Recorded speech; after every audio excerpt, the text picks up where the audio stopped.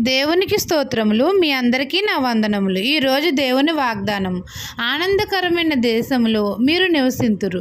మలాకీ గ్రంథం 3వ అధ్యాయం 12వ వచనం.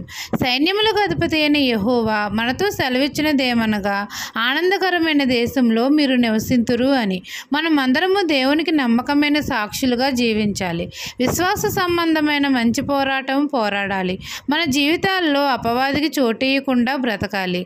మనమందరము యేసయ్యలాగా ఇతరులను క్షమించే మనసును కలిగి ఉండాలి. మనమందరము దేవునికి కానుకలు ఇచ్చట్లో కృతజ్ఞత కలిగి వెనుక తీయక ధారాళంగా ఇవ్వాలి. ప్రార్థన యందు పట్టుదల కలిగి ఎడతెగక ప్రార్థన చేయాలి. మనమందరము దేవుని యందు భయభక్తులు కలిగి జీవించాలి. అప్పుడు తండ్రి మనకు దాచి ఉంచిన మేలు మన జీవితాల్లో ఎంతో గొప్పది.